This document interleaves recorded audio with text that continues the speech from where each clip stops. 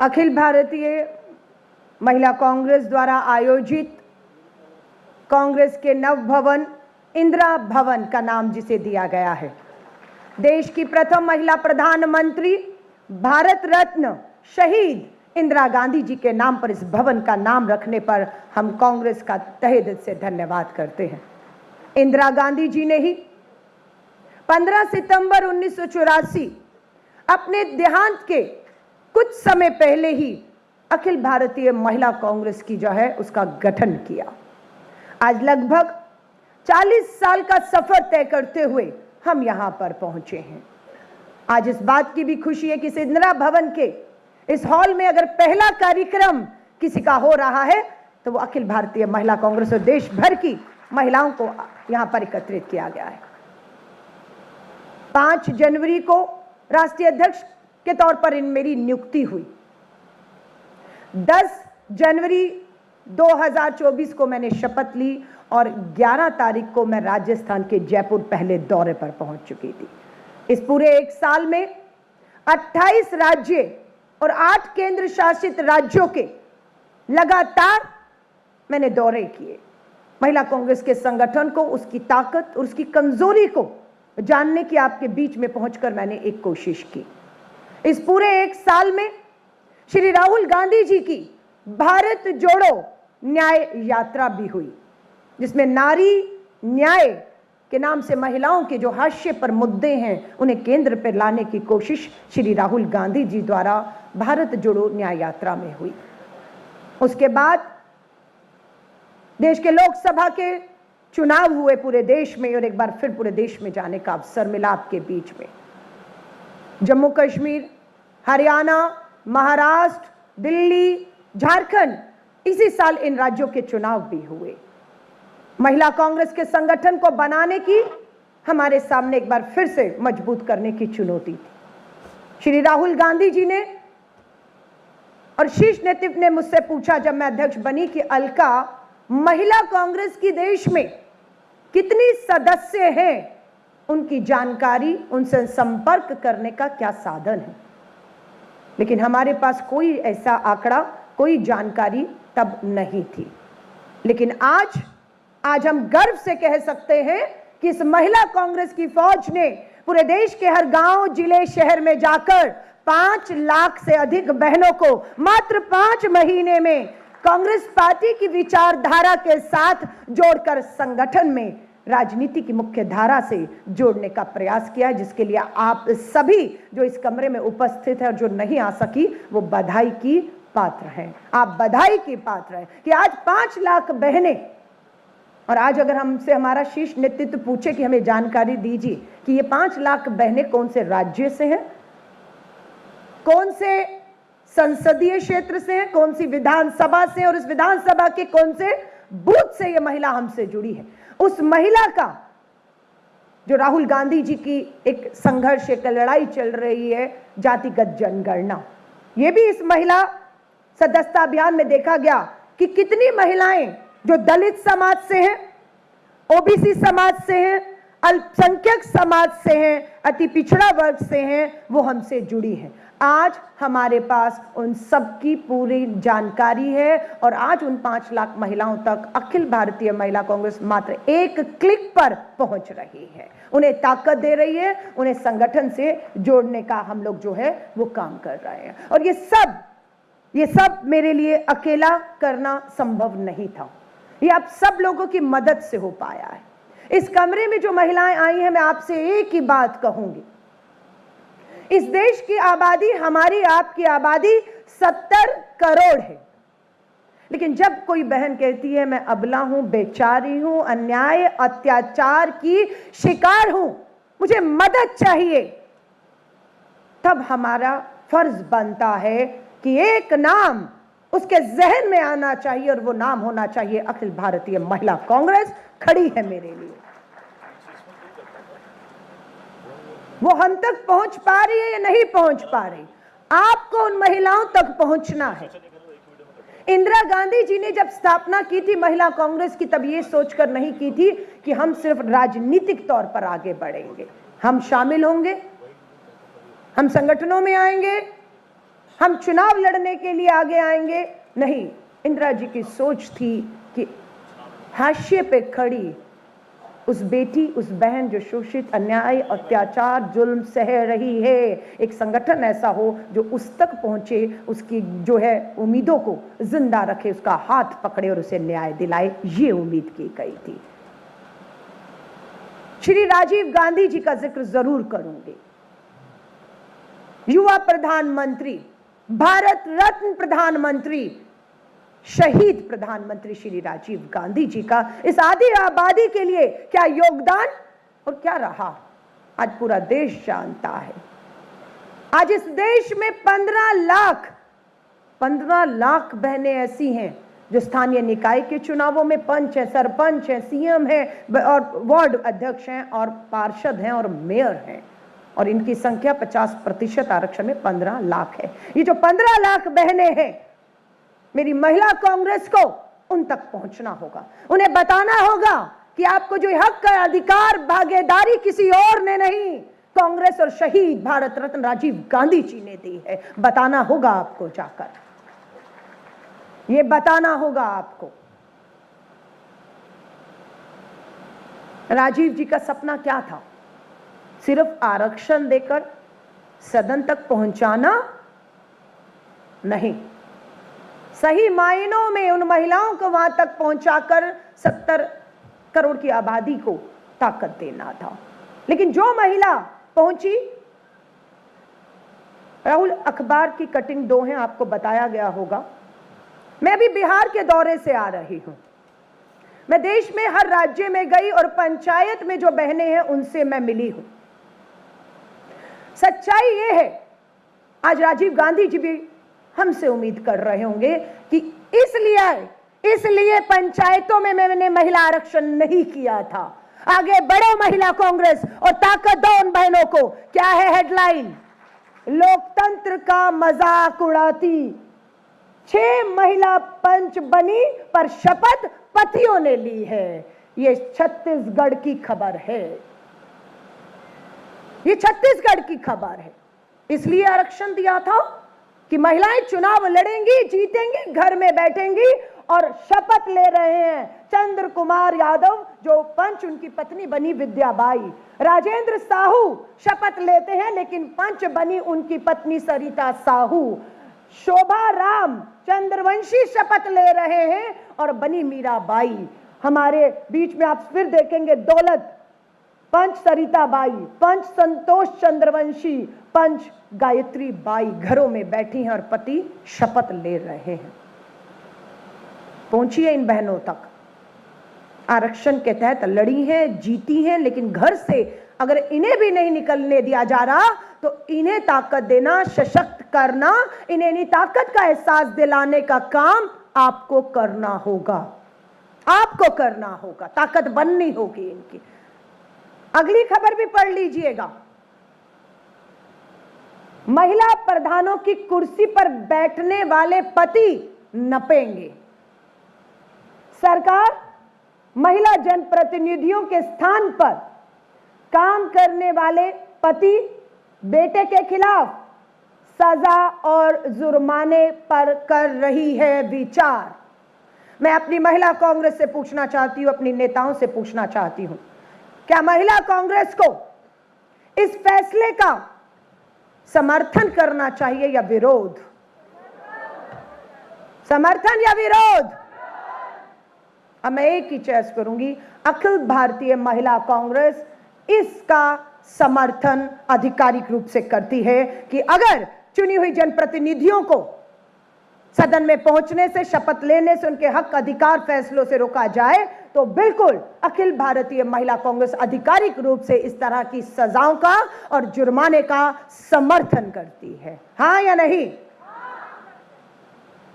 Supreme court के निर्देश पर, जब देश की ये एक राज्य नहीं है, ये देश के पूरे राज्यों में हो रहा है, सुप्रीम कोर्ट ने हस्तक्षेप किया। सुप्रीम कोर्ट के निर्देश पर पूर्व नौकरशाहियों की एक समिति बना दी गई है और इस समिति को सिफारिशें देने को कहा गया और जिसने सिफारिशें दे दी है।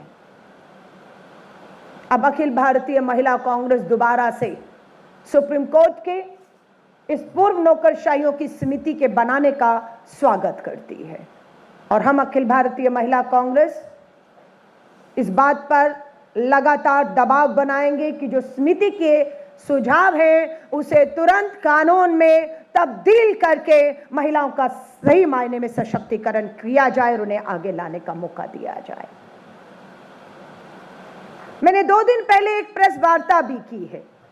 आज अंतर्राष्ट्रीय महिला दिवस, पूरा विश्व, पूरा देश, दिल्ली, हर राज्य मना रहा है।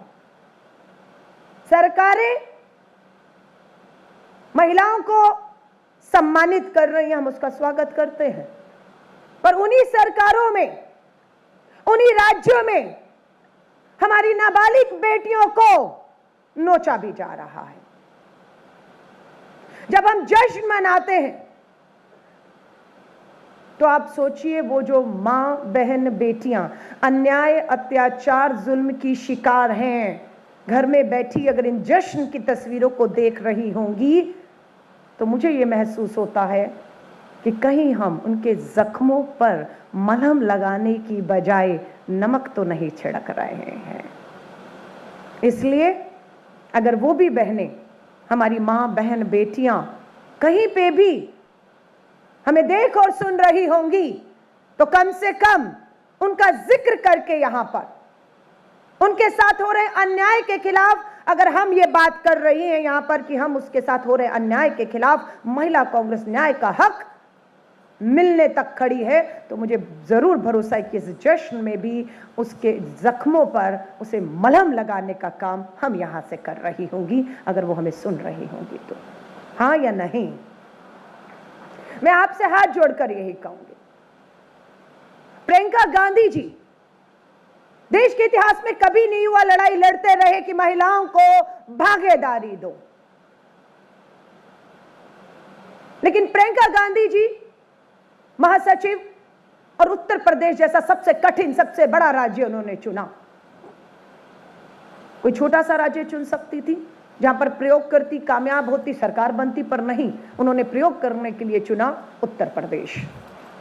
और उस प्रयोग में आधी आबादी को जो हाशिए पे थी उसे केंद्र में ले आई और पार्टी पहली पार्टी बनी और वो पहली महासचिव, और वो भी महिलाएं हैं। शायद इसीलिए हो पाया कि 40% आरक्षण का ऐलान पार्टी के अंदर उत्तर प्रदेश के विधानसभा चुनाव में कर दिया जाता है। कम से कम 150 बहनें, उसमें से बहुत सी बहनें आज भी यहां पर बुलाई गई हैं। मालूम था आसान नहीं है, सोचा तो यह था प्रियंका गांधी जी पार्टी ने कि 40% महिलाओं को 403 की विधानसभा में 150 बहनें उतरेंगी तो दूसरे दल भी थोड़ी सी शर्म आएगी, थोड़ा सा महिलाओं के सोचेंगे तो महिला प्रतिनिधि कांग्रेस की जो उम्मीदवार में थी महिला उम्मीदवार, उसके सामने अपनी महिला उम्मीदवार दे देंगे तो जीते हारे कुछ भी हो महिला पहुंच जाएगी। लेकिन ऐसा नहीं हुआ। दूसरे राजनीतिक दलों ने उत्तर प्रदेश में हमारी इन बहनों के सामने धन और बल से जितने भी माफिया हो सकते हैं, जो उनका चरित्र हनन, उन पे हमले कर सकते, उन्हें हताश निराश करके चुनावी मैदान से बाहर करने के उनके प्रयास थे।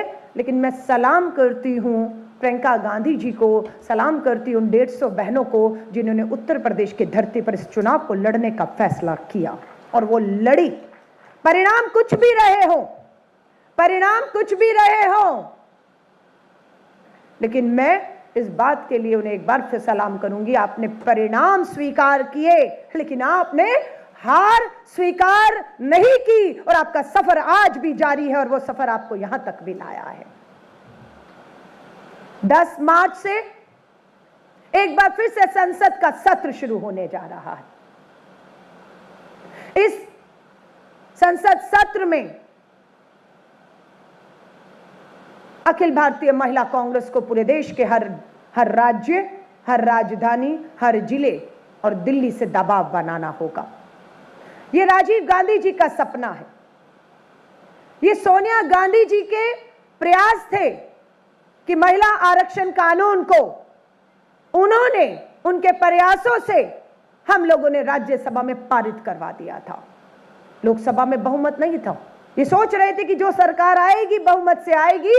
राज्यसभा में जो कांग्रेस ने सोनिया गांधी जी के प्रयास, डॉक्टर मनमोहन सिंह जी के प्रयासों से जो बिल पास हुआ है वो लोकसभा में लागू हो जाएगा। फिर भाजपा की सरकार आती है, बेटी बचाओ के नारों के साथ आती है, 33% आरक्षण लागू करने के वायदे पर पूर्ण बहुमत मिलता है इन्हें, पर 10 साल तक इन्होंने कभी उस पर चर्चा तक नहीं की। 2024 के लोकसभा चुनाव से पहले पूरी कांग्रेस सड़कों पर उतरी और आधी आबादी ने, महिला कांग्रेस ने दबाव बनाया, तब मजबूर होकर केंद्र में बैठी इस भाजपा सरकार, तानाशाह सरकार को झुकना पड़ा और 24 लोकसभा के चुनाव से जस्ट पहले महिला आरक्षण कानून टेबल किया और कांग्रेस के समर्थन से, इंडिया अलायंस के समर्थन से वो महिला आरक्षण कानून पास हो गया। लेकिन खाली पास हुआ है, लागू क्यों नहीं होता? यह अन्याय है, यह आधी आबादी के साथ धोखा है। 10 मार्च सोमवार को संसद का सत्र शुरू होने जा रहा है। मैं अपनी सभी प्रदेश अध्यक्षों से, सभी जिला अध्यक्षों से, सभी ब्लॉक अध्यक्षों से और पूरी देश की जो 5 लाख बहनें हमारी सदस्य बनी हैं, मैं कहूंगी उतरिएगा सड़कों पर, झुकाएंगे इस सरकार को। जो हमारा हक है उसकी भीख नहीं मांगेंगे, उसे छीन कर लाएंगे। 10 मार्च 2025 सुबह 10 बजे दिल्ली के जंतर मंतर पर हम लोग संसद का पर दबाव बनाएंगे, घेराव करेंगे कि पहला दिन है और हम लगातार 1 महीने चलने वाले संसद सत्र पे दबाव बनाएंगे। आप जिन भी राज्यों से हैं, मेरा आपसे निवेदन है, आपके राज्यों में जो भी लोकसभा, राज्यसभा सांसद हैं, आप उनके साथ संपर्क करिए, उन्हें लिखित में दीजिए कि संसद सत्र शुरू हो रहा है। आप सांसद हैं, दबाव बनाइए देश की सरकार और प्रधानमंत्री जी पर कि जो कानून आप लोगों ने पास किया है वो लागू भी होना चाहिए। सो एक पूरा डेलीगेशन हर राज्य की अपने सांसदों को, चाहे वो किसी भी दल से हैं, वो महिला है या पुरुष है, लेकिन सांसदों को जो दिल्ली आने वाले सत्र के लिए उस पे आपको दबाव बनाना होगा। हम 3 चीजों को लेकर आगे बढ़ेंगे जो नारी न्याय के तहत था, श्री राहुल गांधी जी ने दिया। आर्थिक न्याय, राजनीतिक न्याय और सामाजिक न्याय। हमारी पूरा यह आंदोलन इन 3 के इर्द गिर्द घूमेगा। आदरणीय मल्लिका अर्जुन खड़गे साहब ब्लॉक अध्यक्ष थे 50 साल पहले और 50 साल का उनका संघर्ष उन्हें राष्ट्रीय अध्यक्ष के पद तक लेकर आया है। ये होता है कांग्रेस के अंदर। हम लोग थक जाते हैं, मुझे 10 साल हो गए, मुझे 20 साल हो गए, मुझे ये नहीं मिला, मुझे वो नहीं मिला, हताश, निराश, सफर मंजिल पर पहुंचने से पहले हम छोड़ देते हैं। लेकिन हमारे राष्ट्रीय अध्यक्ष आदरणीय मल्लिका अर्जुन खड़गे साहब, मैं बैठ के देखती हूं यहां पर इस इंदिरा भवन में 7 और 8 घंटे बैठक हुई एक, और 7 और 8 घंटे की बैठक में अगर प्रियंका गांधी जी, राहुल गांधी जी, केसी वेणुगोपाल जी और हमारे दूसरे नेता बैठे थे तो उनके साथ 7 घंटे बंद कमरे में 80 साल की उम्र के मल्लिका अर्जुन खड़गे साहब भी बैठे रहे कि एक एक बात, एक एक फैसले को वो सुनेंगे और अपना मार्गदर्शन देंगे। और हम थोड़ी देर में थक जाते हैं। इसी इंदिरा भवन में अभी 19 फरवरी को हुआ और हम हैरान थे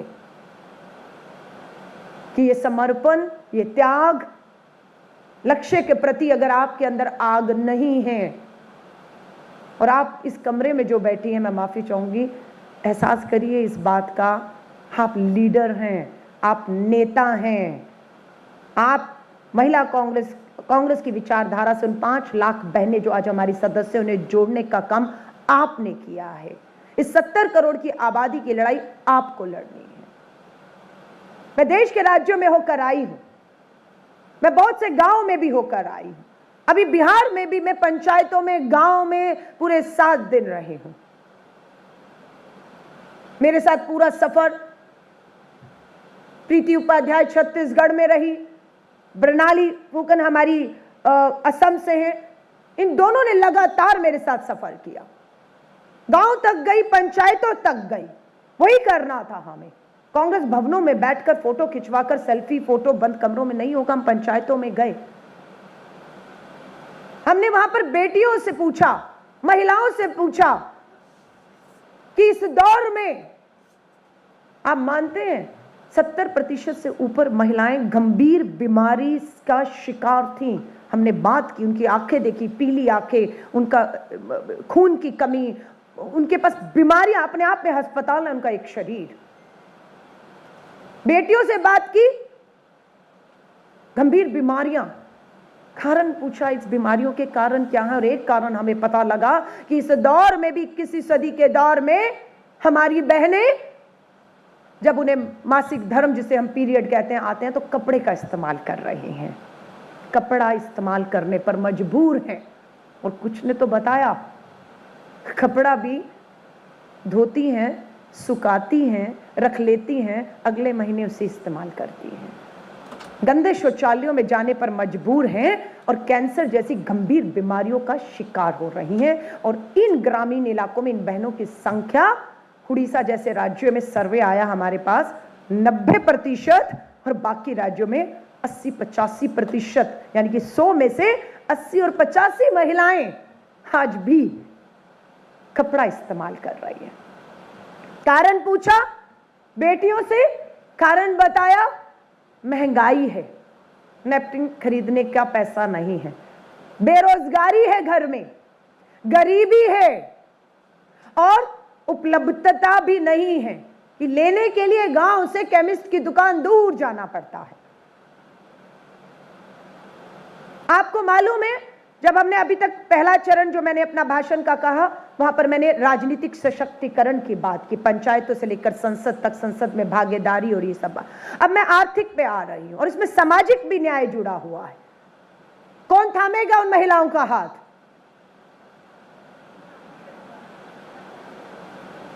लेकिन उनका इंतजार खत्म नहीं हो रहा। हम थामेंगे, हमने थाम लिया है, ये सुनना है मुझे। हमने थाम लिया है उनका हाथ, हम लक्ष्य की तरफ बढ़ चुकी हैं।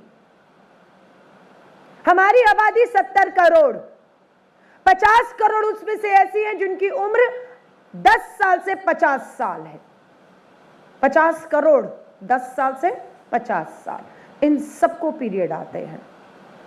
500 करोड़ को हर महीने 5 दिन 10 पैड की जरूरत, गुना करिए 500 करोड़ को 50 करोड़ को गुना करिए 10 सैनिटरी नैपकिन हर महीने एक महिला को देना है, तो कितनी खपत है, कितनी डिमांड है?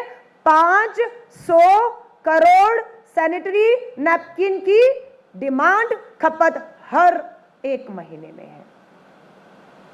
सप्लाई कहां है? बड़े बड़े, मैंने मुंबई में पता किया, बड़ी बड़ी चाइना की 50-50 लाख, 1-1 करोड़ की मशीनें लगी हुई हैं, और बड़े बड़े उद्योगपति, बड़े बड़े इंडस्ट्रीज उन मशीनों को चला रहे हैं, उसमें नैपकिन बना रहे हैं, और उसकी कीमत 6 से 7 रुपए एक नैपकिन की है। इसीलिए वो गरीब है मेरी बहन बेटियां, वो गरीब है, बेरोजगारी है, महंगाई है, उपलब्धता नहीं है, इसलिए वो मजबूरी में कपड़ा इस्तेमाल कर रहे हैं। अब आर्थिक न्याय के तहत हमारे, जब बिहार में हम थे, हाई कोर्ट का आदेश था बिहार की सरकार को कि आप सैनिटरी वेंडिंग मशीनें लगाएंगे, आप हर कम से कम स्कूल में पढ़ने वाली बेटी को मुफ्त सैनिटरी नैपकिन उपलब्ध कराएंगे। पर हमने बेटियों से पूछना जब शुरू किया तो पता लगा ये खोखले कोरे वायदे सिर्फ कागज तक सीमित हैं। सरकार ने मशीन लगानी थी, 20 साल से भाजपा और जेडीयू की सरकार, बीजेपी की वहां पर बिहार में चल रही है। एक मशीन नहीं, और बेटियों के नाम पर धोखा हो रहा है, सिर्फ कागजों पर नैपकिन मिल रहा है। और आपको महिला कांग्रेस को बताते हुए खुशी हो रही है कि महिला कांग्रेस ने सदस्यता अभियान में 3 साल की सदस्यता फीस 100 रुपया रखी। 3 साल की फीस, एक महिला को सदस्य बनना है तो 3 साल की फीस मात्र 100 रुपया। ज्यादा है 3 साल 100 रुपया सदस्य बनने के लिए? ज्यादा है?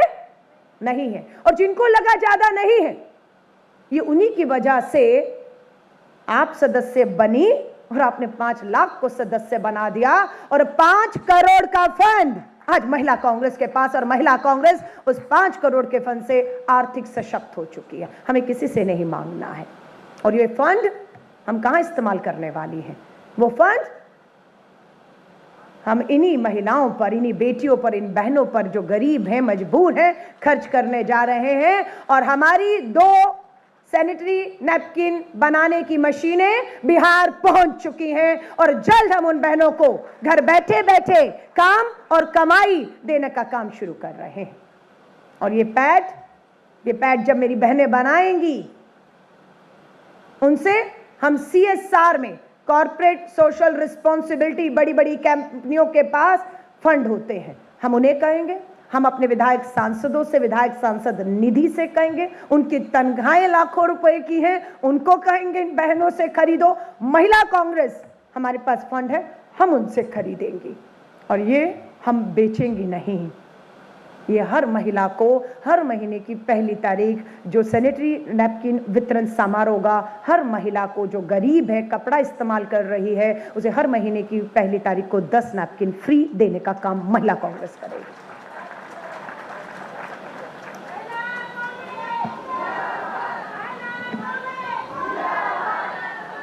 तो जल्द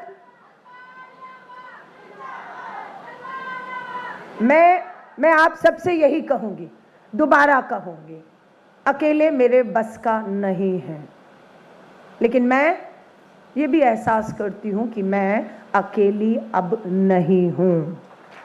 मेरे साथ मेरी अध्यक्ष हैं, मेरे साथ अभी मेरी नई आने वाली राष्ट्रीय कार्यकारिणी की सदस्य हैं, जो 1 साल से कार्यकारिणी आएगी। कार्यकारिणी किसी कारणों से, व्यस्तता के कारण से नहीं आ पा रही, लेकिन उस कार्यकारिणी का इंतजार के चक्कर में इन्होंने काम नहीं छोड़ा। पूरे 1 साल में मेरे साथ कंधे से कंधा मिलाकर मेरी पूरी ये टीम मेरे साथ मदद कर रही है कि मैं पूरे देश में अपने इस काम को कर पा रही हूं। मैं हर महिला कांग्रेस को कहूंगी कि हमारे लिए महिला आरक्षण, राजनीतिक भागीदारी, महिलाओं की सुरक्षा, हक, अधिकार, न्याय, इस पे लड़ना है। मैं सिर्फ एक बात आपसे कहूंगी, मैं राष्ट्रीय अध्यक्ष हूं तो मुझे कहां जाना है? दिल्ली के इंदिरा भवन में बैठकर नहीं चला सकती मैं, मुझे जाना होगा दिल्ली से निकल के देश के 28 राज्य, 8 केंद्र शासित राज्यों में महिला संगठनों को बनाना होगा। और ये काम मैं पिछले 1 साल से कर रही हूं। और अभी मैं फिर इस कार्यक्रम के तुरंत बाद इंदिरा भवन के इस दफ्तर में नहीं बैठने वाली हूं। मैं यहां से दोबारा बिहार से 14-15 तारीख को हमारी नवनियुक्त अध्यक्ष पौंडुचेरी, इनकी शपथ में जाने वाली हूं। वहां से मैं दिल्ली नहीं आ रही हूं, वहां से सीधा मैं राजस्थान जयपुर जा रही हूं, जहां पर हमारी नवनियुक्त अध्यक्ष की शपथ है। वहां से मैं दिल्ली नहीं आ रही हूं, वहां से सीधा मैं गुजरात जा रही हूं, जहां पर हमारी नवनियुक्त अध्यक्ष हैं। और गुजरात से मैं दिल्ली नहीं आ रही, मैं गोवा जा रही हूं, जहां पर मेरी नवनियुक्त अध्यक्ष बनी हैं और इन्हें ताकत देने के लिए जा रही हूं। अगर मैं ये कर रही हूं तो मैं अपनी अध्यक्षों से उम्मीद करती हूं कि अगर मुझे देश के राज्य जाना है, अपना घर बार सब छोड़कर, अपने इन दफ्तरों को छोड़कर, तो आपसे भी मैं उम्मीद करती हूं कि मेरी अध्यक्ष अपने राज्यों के, अपने हर जिले का दौरा करें। अगर मैं आपको राज्यों में दौरा करके ताकत दे रही हूं अपने अध्यक्षों को, तो उम्मीद करती हूं कि मेरी भी अध्यक्ष अपने जिलों के दौरा करके मेरी जिला अध्यक्षों को ताकत देने का काम करें। और मेरी जिला अध्यक्षों से उम्मीद करती हूं कि आप जाकर मेरी ब्लॉक अध्यक्ष उन्हें ताकत दें। निकल बैठिए मत घर में। हमारा नेता राहुल गांधी के पांव में छाले पड़ गए। सफर आसान नहीं था कन्याकुमारी से कश्मीर तक का, दक्षिण से उत्तर, पूर्व से पश्चिम, पैरों में छाले और चल रहे हैं। लोग पूछते थे क्या हासिल होगा राहुल गांधी जी, क्या कर लेगी कांग्रेस, क्या कर लेगी? देश के प्रधानमंत्री नरेंद्र मोदी जी क्या नारा था अब की बार? 400 पार। आपके घमंड को तोड़ने का काम, आपकी तानाशाहियों को रोकने का काम हमारे नेता श्री राहुल गांधी जी ने किया। और आपको बहुमत नहीं, आपको लाले पड़ गए। आपकी सरकार बैसाखियों पर आ गई। आपकी सरकार बिहार और आंध्र की बैसाखी पर चल रही है। बिहार का चुनाव हो रहा है और हमें मालूम है इस बिहार के चुनाव में भाजपा के हारते ही ये दिल्ली की में बैठी नरेंद्र मोदी जी की सरकार की उल्टी गिनती शुरू हो जाएगी। इसलिए मैं बहनों से कहूंगी, अब बिहार पुकार रहा है हमें। हमारी बहुत सी बहनें, कल ही हमने बैठक की जो हमारे 38 जिलों में हमारी अखिल भारतीय महिला कांग्रेस देश भर की महिलाओं ने कहा हम बिहार जाना चाहते हैं। कल उनकी बैठक हमने की और हमारी 40 बहनों की टीम बिहार रवाना हो रही है इस लड़ाई को राहुल जी के नेतृत्व, मल्लिकार्जुन खड़गे जी के नेतृत्व में जीतने के लिए। और इसके बाद हम गुजरात जाएंगे क्योंकि हमारे नेता राहुल गांधी जी ने सदन में खड़े होकर देश के प्रधानमंत्री नरेंद्र मोदी जी और अमित शाह जी की आंखों में आंखें डालकर कहा है कि अगला चुनाव भाजपा को हम गुजरात में हराएंगे। और मुझे मालूम है वो नेता ने ये बात हम सबके दम पर कही है। अन्याय अत्याचार गुजरात में भी बहनों के साथ हो रहा है। प्रेस कॉन्फ्रेंस मैंने की, गुजरात का पूर्व मंत्री जो विधायक है अभी, एक दलित बहन के साथ बलात्कार करता है। गुजरात पुलिस एफआईआर लेने की हिम्मत नहीं दिखाती। बहन को हाई कोर्ट जाना पड़ा, दलित बहन को, तब फटकार के बाद एफआईआर होती है लेकिन कार्रवाई नहीं हो रही। उस बहन की ताकत बनने के लिए महिला कांग्रेस गुजरात भी जाएगी और बिहार भी जाएगी।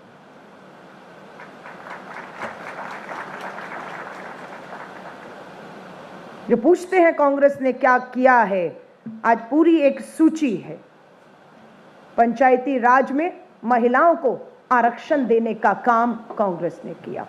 महिलाओं के साथ अन्याय अत्याचार होता था, घर में पीटी जाती थी और कहा जाता था घर का मामला है, घर में सुलझा दो। लेकिन नहीं, कांग्रेस ने कहा नहीं, कानून आएगा। और खुशी है, घरेलू हिंसा कानून 2005 में सोनिया गांधी जी के रहते हुए आया और महिलाएं जो घरेलू हिंसा की शिकार थी अब उन्हें न्याय मिलना शुरू हो गया। हमारी इसी तरह कन्या भ्रूण हत्याएं, बेटियों को गर्भ में मारना का अपराध होता था, उसके ऊपर कानून आया। हमारा जो है निर्भया के बाद महिलाओं की सुरक्षा, अरे घूरा ही तो है, अरे टक्कर ही तो मारी है, अरे एक गाली ही तो दी है, इस पे कोई कानून नहीं आता तो कोई जान से थोड़ी ना मार दिया, ये कहा जाता था। लेकिन निर्भया के बाद कानून सख्त आए। अब पीछा करना, घूरना, अश्लील गाली देना, मैसेज करना भी कानून बन चुका है। ये अधिकार किसी और ने नहीं, कांग्रेस ने दिया। दहेज हत्या कानून, ये सारे कानून मैं कहूं इस तरह से कि बहुत से कानून हैं जो कांग्रेस ने अपनी सरकारों में लाए। मैं महिला कांग्रेस को कहूंगी सिर्फ 3 चीजों पर आप ध्यान दीजिए। सबसे पहले हमें अपने घर, अपने परिवार, अपने संगठन को मजबूत करना है। तो हाथ जोड़कर निवेदन है कि संगठन निर्माण के कार्य को प्राथमिकता पर लीजिए और अपना संगठन निर्माण जल्द से जल्द पूर्ण करिए। हमारी जिलाध्यक्ष, ब्लॉक अध्यक्ष, हमारी राज्य कार्यकारिणियों, हमें एक बूथ एक महिला जोड़ने का लक्ष्य मिला है। देश में 12 लाख पोलिंग बूथ हैं, हर बूथ एक महिला। ज्यादा है? हमारे नेताओं ने हमसे ज्यादा मांग लिया। एक बूथ पर कम से कम 500, ज्यादा से ज्यादा 1500 मतदाता होते हैं। उन 1500 में आधा भी करूं 700 महिलाएं हर एक बूथ पर हैं जहां पर हम भी वोट डालते हैं। एक महिला का तो लक्ष्य मिला है और यह लक्ष्य देश भर में 12 लाख महिलाओं को जोड़ने का है, जिसमें हम 5 लाख पार कर चुके हैं। और मुझे पूरा यकीन है अगले 6 महीने 15 सितंबर महिला कांग्रेस के अगले स्थापना दिवस 2025 तक हम इस लक्ष्य को पूरा कर चुके होंगे। उम्मीद करूं या ना करूं?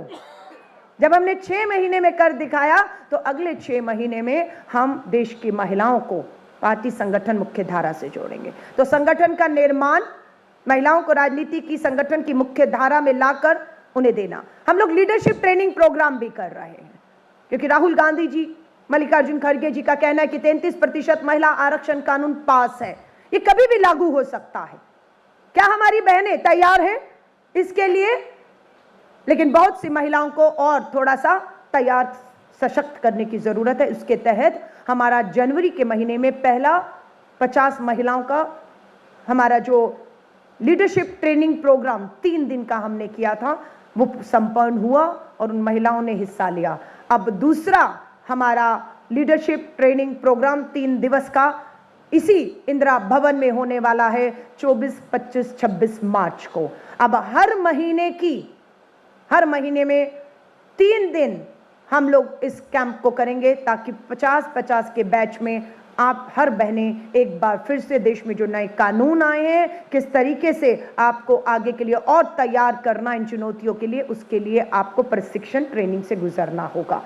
अभी हम 5 और 6 अप्रैल को राज्य स्तर भी लीडरशिप ट्रेनिंग प्रोग्राम कर रहे हैं और 5 और 6 तारीख को हम बिहार की जो हमारी टॉप की महिलाएं हैं, जो जिला अध्यक्ष हैं, कार्यकारिणी में हैं, और उन 50 महिलाओं को 5 और 6 अप्रैल को बिहार पटना में हम लोग लीडरशिप ट्रेनिंग दे रहे हैं। तो ये लीडरशिप ट्रेनिंग हर राज्य में होगा, राज्य स्तरीय भी होगा और राष्ट्रीय स्तर पे भी होगा। सो ये हमारा कार्यक्रम है, मजबूत संगठन सफल कार्यक्रम। आपके पास संगठन मजबूत नहीं है तो आप कोई कार्यक्रम, धरना, प्रदर्शन, सरकार का घेराव है, आप नहीं कर सकते। तो इसलिए पहला काम संगठन मजबूत करना है। दूसरा, आपको कामयाब कार्यक्रम, वो कार्यक्रम क्या हो ये आपको चर्चा करनी है। राज्य कार्यकारिणियों की बैठकें करिए। मैं प्रदेश अध्यक्षों को हाथ जोड़कर कहूंगी, बुलाइए राज्य कार्यकारिणियों की बैठकें, बुलाइए अपनी जिला अध्यक्षों को, बैठिए उनके साथ।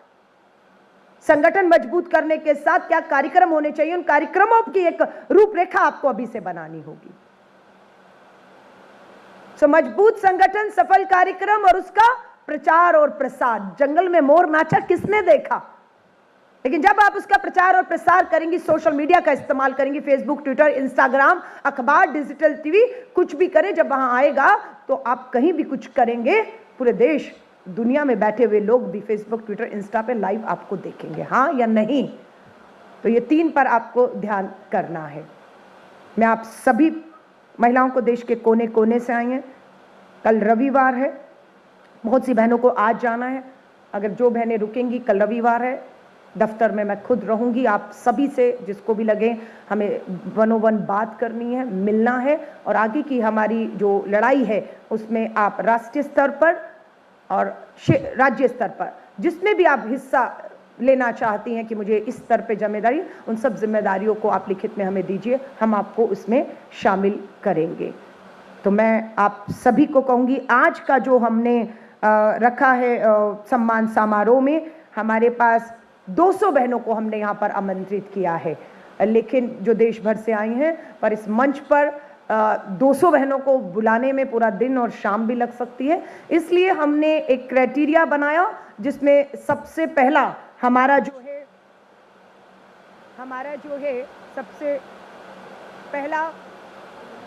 सबसे पहला इसमें रहा कि संगठन निर्माण में कौन सा राज्य अव्वल रहा, जिनकी कार्यकारिणियां पूरी दुरुस्त है, जिनकी राष्ट्रीय कार्यकारिणियां, राज्य कार्यकारिणियां उन्होंने की, और मुझे भी काफी जगह जाने का मौका मिला।